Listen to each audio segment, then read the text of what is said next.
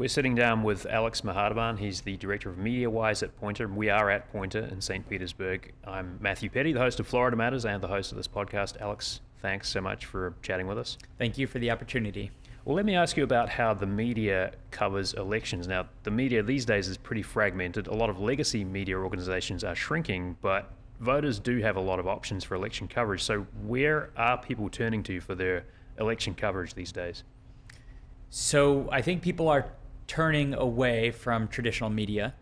The biggest example I can see of that is the Washington Post. So the Washington Post has really struggled with subscribers. They've really struggled with business right now. They've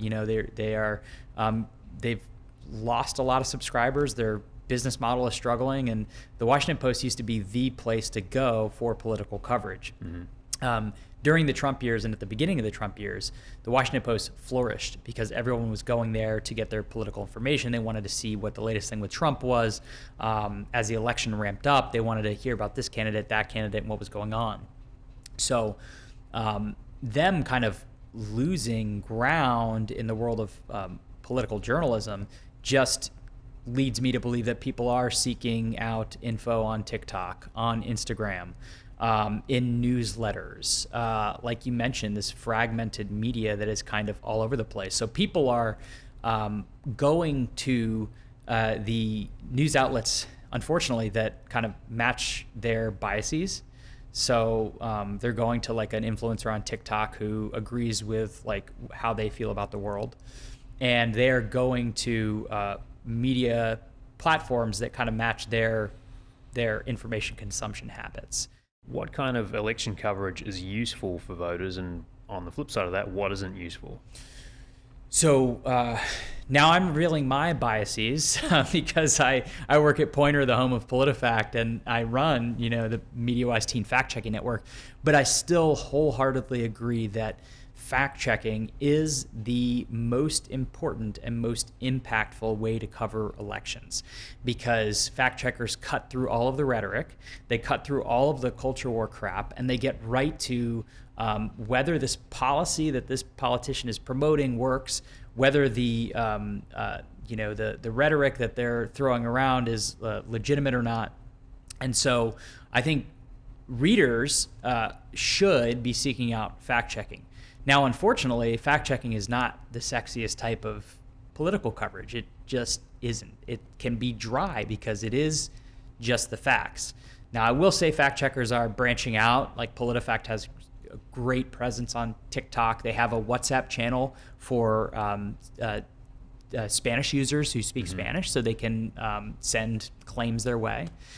But that is, to me, the most useful thing for voters. It is challenging too because of the time delay in accurate fact-checking, right? Like, it's one thing to make claims in real time. It's another thing to have the time to actually check out whether those claims match up or not.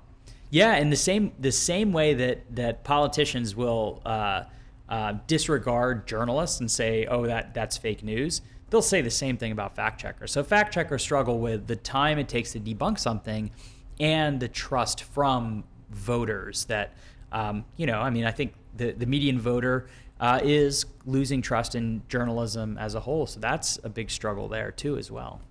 One thing I've noticed, and I'm sure you're paying attention to this too because of where you are and what you do, is like a lot of these legacy media organizations and others as well are making fact-checking kind of part of, like, they're being very upfront about what they do and how that fits into the architecture of news, right?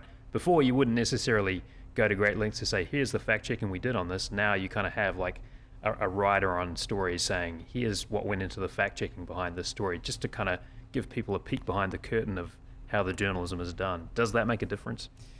It does. It absolutely does. So my dream, the dream for me, and the thing that would be most helpful for voters is, one, if we could wave a magic wand and every community had a local newspaper. Two, if I wave that wand again and every one of those local newspapers had a fact checker on staff. So your wand is basically a lot of money. It's an expensive wand. It is. So local news outlets are most helpful to voters. fact checkers are most helpful to voters so they can combine that. And that's the thing, when a voter, and I keep saying voter, but really news consumer, person, anyone, reads their local news, and that local reporter who they know is telling them, I collected the facts this way, I interviewed this person because of this, and then I checked this fact because of that, and this politician said that. So people gain trust. They are more trusting of journalists and reporters when they understand the work that went into it. So what we need is local papers in every community, fact checkers in every community. So how can a voter identify if a media organization is reporting something accurately? If a media organization has a very strong editorial policy, which you can usually find like on their about us page, if they have a really strong corrections policy, if they have a good reputation, then you can trust that what they're reporting is legitimate. I get a lot of pushback from teachers when I say this, but Wikipedia is actually a very good source to go to if you're unfamiliar with a news outlet that's reporting something. Wikipedia over the years has become a very legitimate source of information when you're starting research, but particularly if you get like a newsletter or you see a blog post that someone has shared and you don't know anything about who shared it, you can go to Wikipedia and find out, are they run by some biased think tank? Are they do they have controversies in the past? So what I would say is when it comes to like consuming news, it's always good to fact check the things that like a news outlet tells you if you're unfamiliar with it, but making sure you're consuming news from a reputable, good news site. So what would you like to see more or less of from media outlets when it comes to election coverage? Much less horse race journalism. I think it is very easy to chase clicks with presenting every single poll that comes out or every single thing that happens to a candidate. Can I just play devil's advocate for a moment, though? Sometimes you do need some of that just to kind of get the people on the site to read the other stuff. Exactly. No, that is a really good point. But maybe don't overdo it. This is what we could do an entire podcast on crime coverage at the local level, because like crime is not increasing in this country. In fact, it's decreasing. But local news outlets cover crime because it gets clicks. Right. Look at the popularity of crime podcasts, right? Exactly. Yeah, exactly. So the same thing goes with horse race journalism. I do think I think it serves a purpose. You should be reporting on these polls. But if you make every single movement, every single event that happens about who's winning or who's losing, then you're not giving the voters anything. Deep investigative reporting we need more of, like what we've seen ProPublica do with the Supreme Court. I would hope to see lots of that about candidates.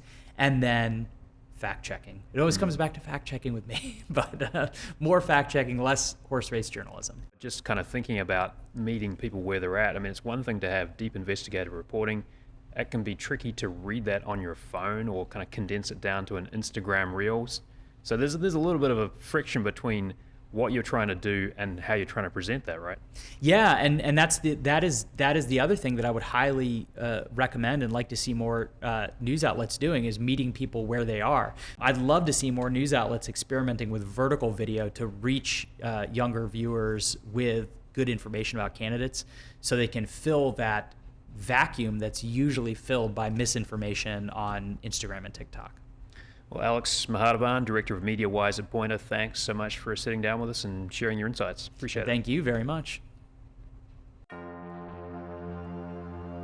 Our Changing State is a production of WUSF. Our executive producer is Gracyn Doctor. Scott Wachtler produces the podcast. Videos by Warren Buchholz and Chandler Balkcom, who also does our graphics. Engineering support from Blake Bass.